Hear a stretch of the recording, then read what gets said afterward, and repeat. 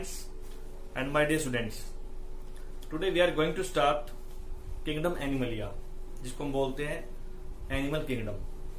तो kingdom Animalia के अंदर सभी एनिमल्स आते हैं और उन एनिमल्स को हमने अलग अलग फीचर्स के हिसाब से, अलग अलग फीचर्स के बेस पे क्लासिफाई किया हुआ है।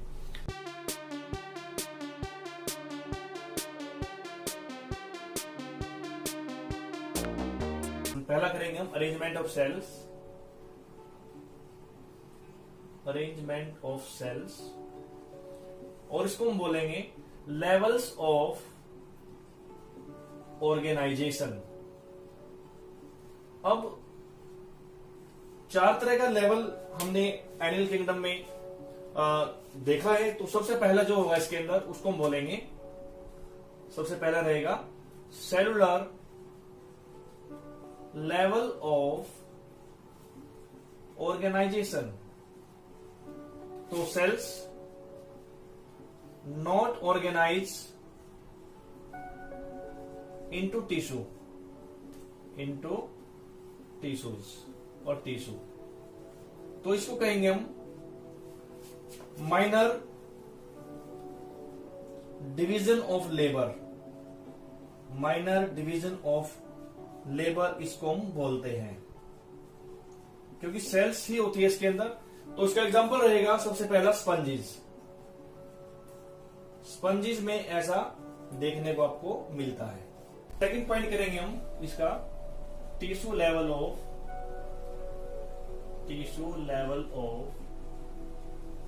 Organisation.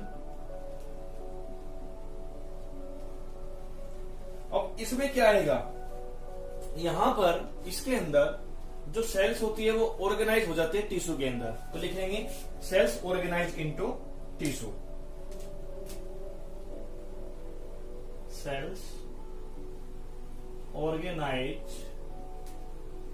Into tissue. Arrangement of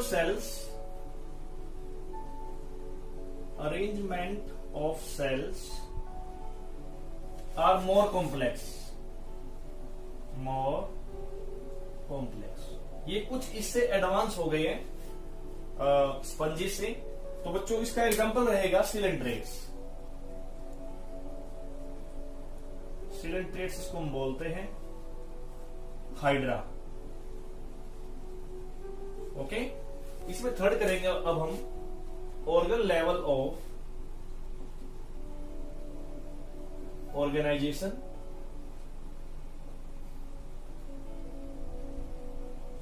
तो इसमें क्या होगा, जितने भी टिश्यू हैं अब वो सारे ग्रुप होके एक ऑर्गन बनाएंगे और फिर वो ऑर्गन जो है वो स्पेशलाइज फंक्शन को परफॉर्म करेगा। ठीक है, तो all tissues group together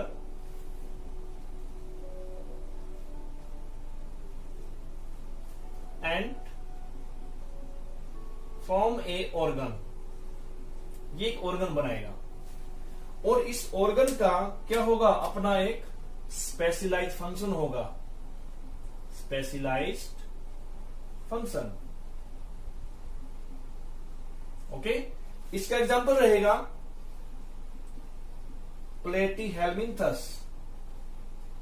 हेलमिन्थस। Okay, जिसको हम बोलते हैं बच्चों ऑर्गन सिस्टम ऑफ ऑर्गेनाइजेशन।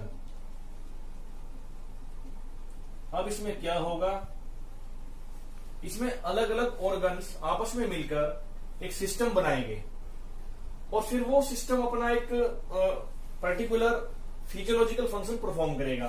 तो ऑर्गन सिस्टम, जो ऑर्गन्स होंगे अलग अलग ऑर्गन्स, ये आपस में ग्रुप हो जाएंगे, ग्रुप टुगेदर। ओके, और ये क्या बनाएंगे, ये बनाएंगे एक सिस्टम जिसको कहेंगे ऑर्गन सिस्टम।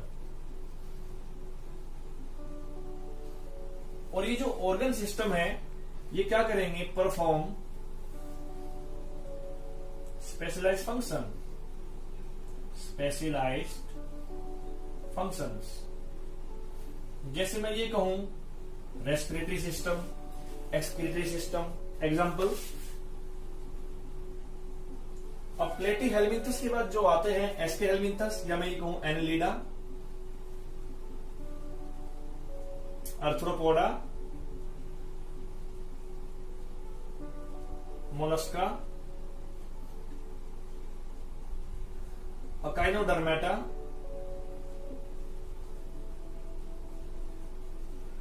और कॉर्डेट्स। तो एग्जाम्पल ये रहेंगे अकॉर्डिंग टू एनसीईआरटी। सबसे पहले हम बात करेंगे digestive system in different animals. Digestive system, तो ये इनकम्प्लीट किस में है और कंप्लीट किस में है। तो पहले बात करेंगे हम पहले इनकम्प्लीट और फिर बात करेंगे हम कंप्लीट की। ओके, तो इनकम्प्लीट में क्या होता है, यहां पर सिंगल ओपनिंग होती है और वही बिहेव करती है एनस और माउथ। तो यहां पर क्या होती है, सिंगल ओपनिंग।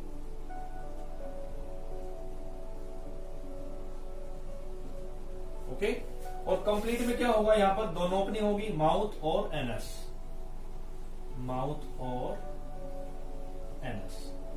तो अब इनके एग्जांपल्स क्या रहेंगे, इसमें रहेगा प्लेटी हेलमिंथस, एनेलिडा, ओके, अर्थ्रोपोडा। लगभग सभी के अंदर कंप्लीट होता है, सिर्फ प्लेटी हेलमिंथस को छोड़ के। अब इसके बाद इसमें एक चीज और बहुत ध्यान देने वाली है, इसमें दो तरह के और एनिमल्स होते हैं। एक तो होता है प्रोटोस्टोमेट्स, प्रोटोस्टोमेट्स बेटा जिनके अंदर डेवलपमेंट के दौरान सबसे पहले माउथ बनता है। तो mouth is first formed, mouth is first formed, इनके अंदर सबसे पहले माउथ बनता है। एंड सेकेंड इसके अंदर ड्यूटेरोस्टोमेट्स, ड्यूटेरोस्टोमेट्स, तो इनके अंदर एनस का फॉर्मेशन पहले होता है, नॉट माउथ। तो anus is first formed, first form. तो अब इसका जो एग्जाम्पल है वो रहेगा अकाइनोडर्मेटा, अकाइनोडर्मेटा और कॉर्डेट्स। जितने भी कॉर्डेट्स हैं, इवन वर्टिब्रेट्स, ह्यूमन्स, सबके अंदर माउथ पहले ना बन के एनस का फॉर्मेशन पहले बनता है। एनस का फॉर्मेशन पहले होता है जब बेबी की डेवलपमेंट होती है। अब इनको छोड़ के जितने ही बच गए तो उन सभी में क्या होता है, लगभग सभी के अंदर एक्सेप्ट अकाइनोडर्म्स और कॉर्डेट्स, सभी के अंदर माउथ का फॉर्मेशन पहले होता है। इनको हम बोलते हैं प्रोटोस्टोमेट्स। ओके, तो उसके बाद हम करते हैं सर्कुलेटरी सिस्टम। सर्कुलेटरी सिस्टम दो तरह का होता है, एक हो गया ओपन टाइप और दूसरा हो गया क्लोज्ड, क्लोज टाइप।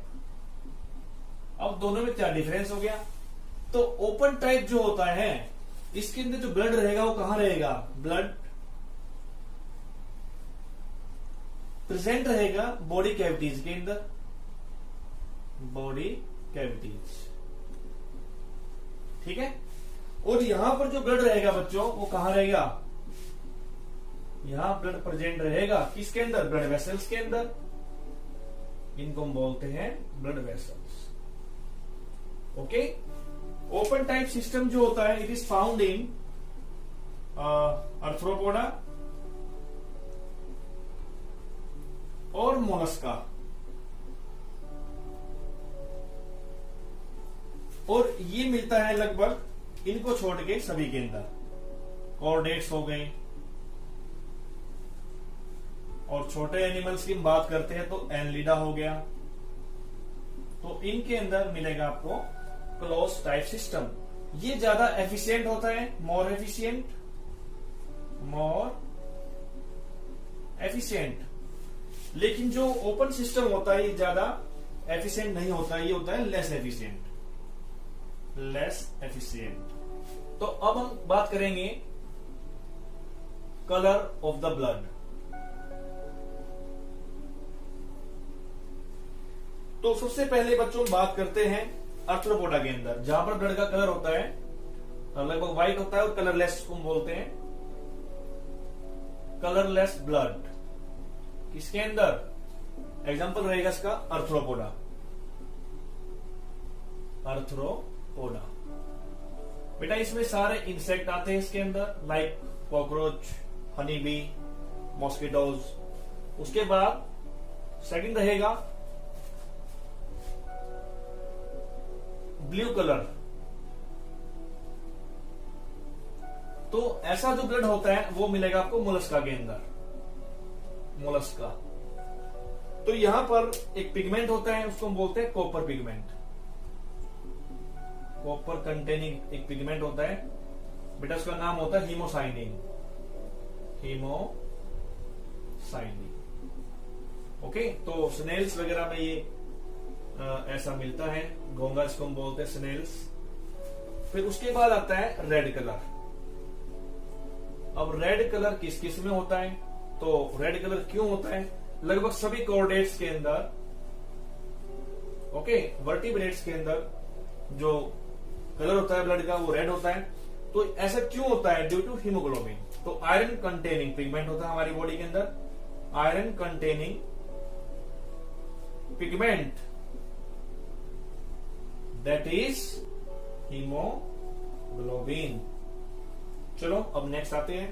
तो after level of organisation second point आता है सिमेट्री। तो सिमेट्री के बेस पे हम एनिमल्स को कैसे डिवाइड कर सकते हैं? तो सबसे पहले इसमें हम बात करेंगे एसिमेट्रिकल एनिमल्स। एसिमेट्रिकल, तो एसिमेट्रिकल एनिमल्स कौन से होते हैं? जिसके अंदर no symmetry. No symmetry means इसका मीनिंग क्या हुआ? तो उन एनिमल्स को हम लोग दो भाग में डिवाइड नहीं कर सकते हैं। ओके, सेंटर से अगर हम डिवाइड करने की बात करते हैं तो उनको हम इक्वल टू पार्ट्स में डिवाइड नहीं कर सकते हैं। तो उसका बच्चों एग्जांपल रहेगा, एक तो amoeba and second is sponges. तो सेकंड करेंगे इसके अंदर हम लोग रेडियल सिमेट्री। तो बच्चों रेडियल सिमेट्री क्या होती है? तो पहले बात करेंगे इसके एग्जांपल की, हाइड्रा और स्टारफिश। तो इसमें हम क्या करते हैं कि टॉप टू बॉटम, इसमें हम क्या करते हैं कि टॉप टू बॉटम दो प्लेन में वो डिवाइड हो जाती है बॉडी। जैसे मैं आपको बताता हूं, जैसे सपोज कीजिए ये मार्कर है, इसको हम इसको ऐसे काट दें इस प्लेन में, सेंटर से बिल्कुल टॉप टू बॉटम इसके दो पीस बराबर हो जाए और उसको ऐसे भी काट दें। ओके, तो body divided into two equal halves, body divided into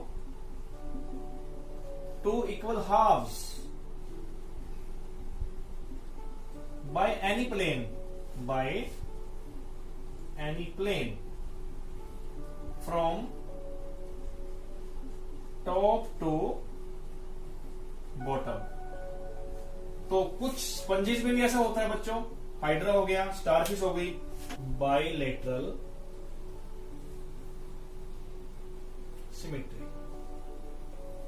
अब ये बाइलेटरल सिमेट्री किस किस में होती है? तो जैसे ह्यूमन बींग्स में ये हो सकती है, अगर हमारी बॉडी को टॉप टू बॉटम यूं काटा जाए इस तरीके से, तो हमारी बॉडी के दो इक्वल पार्ट हो जाएंगे, एक राइट साइड और एक लेफ्ट साइड। तो इसको कहेंगे हम bilateral symmetry. It is found in vertebrates. Okay, तो वर्टिब्रेट्स ये हो सकती है एनलिडा के अंदर और अर्थ्रोपोडा।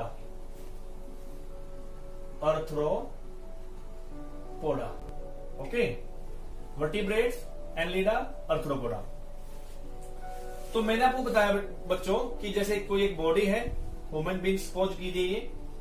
ओके, तो इसके हम सेंटर से अगर यूं करके पूरा काट दे इसको, तो बॉडी इसके दो भाग में डिवाइड हो जाती है। बिकॉज हमारी जो बॉडी के ऑर्गन्स होते हैं, most of our body organs are in paired form. ठीक है, वो पेयर्ड फॉर्म में होते हैं, इसलिए उसके दो भाग राइट और लेफ्ट में डिवाइड हो जाती है। तो ऐसी सिमेट्री को हम बोलते हैं बाइलेटरल सिमेट्री। अगर हम फिश में कर देते हैं इसको, तो फिश को भी हम दो भाग में काट सकते हैं, from anterior to posterior. Okay, तो जो ऊपर की सरफेस होती है उसको हम बोलते हैं डोर्सल सरफेस। तो दिस सरफेस इज वेंट्रल, और हमारी जो बैक होती है उसको हम बोलते हैं डोर्सल। इसको हम बोलते हैं एंटीरियर, और जो ये पैर की तरफ होती है उसको बोलते हैं पोस्टीरियर। ओके, तो उसके बाद नेक्स्ट देखें। तो बच्चों थर्ड पॉइंट आता है डिप्लोब्लास्टिक एंड ट्रिप्लोब्लास्टिक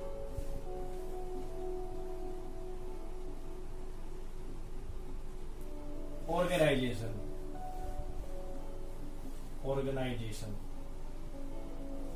तो सबसे पहले हम करेंगे डिप्लोब्लास्टिक ऑर्गेनाइजेशन। तो अब ये क्या होता है, what is diploblastic organisation?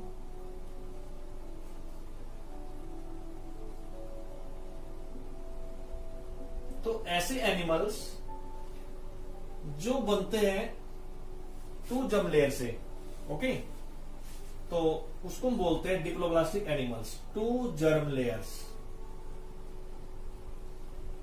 To germ layers. जब डेवलपमेंट होती है एम्ब्रियो की, तो प्यारे बच्चों उसके अंदर जर्म लेयर होती है, जर्म लेयर्स होती है, एक्टोडर्म, मेजोडर्म और एंडोडर्म। तो जितने भी वर्टिब्रेट्स हैं, कोर्डेट्स हैं, वो तीनों जर्म लेयर से मिलकर बने हैं, दैट इज एक्टोडर्म, मेजोडर्म और एंडोडर्म। तो कुछ एनिमल्स ऐसे भी होते हैं जो सिर्फ दो ही लेयर से मिलकर बने होते हैं, तो उनको बोलते हैं हम डिप्लोब्लास्टिक ऑर्गेनिजम्स। तो अब ये दो जर्म लेयर कौन कौन सी है, दैट इज एक्टोडर्म और एंडोडर्म। तो इनके अंदर जो मेजोडर्म होती है वो एब्सेंट होती है। तो डायग्राम कैसे बनेगा इसका देखते हैं। तो बच्चों यहां पर मैंने दो तरह की लेयर्स दिखाई है, you can see in the diagram. तो सबसे जो बाहर की जो लेयर होती है इसको बोलते हैं एक्टोडर्म,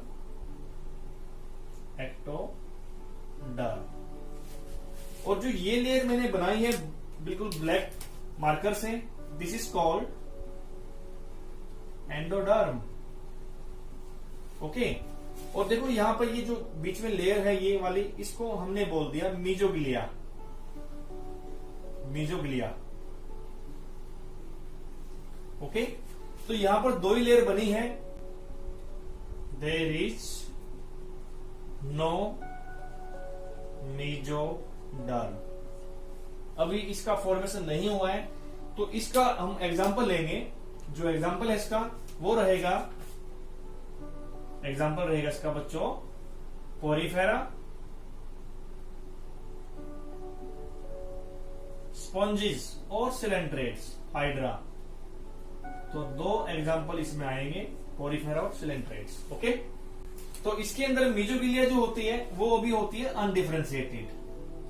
ओके, तो प्यारे बच्चों अब स्टार्ट करते हैं हम लोग ट्रिप्लोब्लास्टिक ऑर्गेनाइजेशन। Triploblastic organisation. तो ट्रिप्लोब्लास्टिक एनिमल्स कौन से होते हैं, जिनके अंदर 3 germ layers, all 3 germ layers are present। Okay, तो वो कौन कौन सी है बच्चों? पहली हो गई इसके अंदर सबसे बाहर वाली जो होती है एक्टोडर्म, फिर इसके अंदर बन जाएगी दोनों के बीच में मेजोडर्म, और सबसे अंदर होती है एंडोडर्म, एंडोडर्म। चलो डायग्राम समझते हैं, इसको कैसे बनाना हम डायग्राम ये देखते हैं। तो यहां पर तीनों लेयर आपको नजर आ रही है बच्चों, एक होगी एक्टोडर्म, ठीक है, दिस वन इज मेजोडर्म, और ये रहेगी यहां पर एंडोडर्म, एंडोडर्म। ओके, और इसको बोल देंगे हम गट, गट बोले तो एलिमेंट्री कैनाल। अब इसके जो एग्जाम्पल रहेंगे वो कौन कौन से हैं? इसके जो बाद वाले होते हैं पोरिफेरा, सिलेंट्रेट्स, देन हम बोलेंगे एनिलिड्स या प्लेटीहेल्मिन्थस, प्लेटीहेल्मिन्थस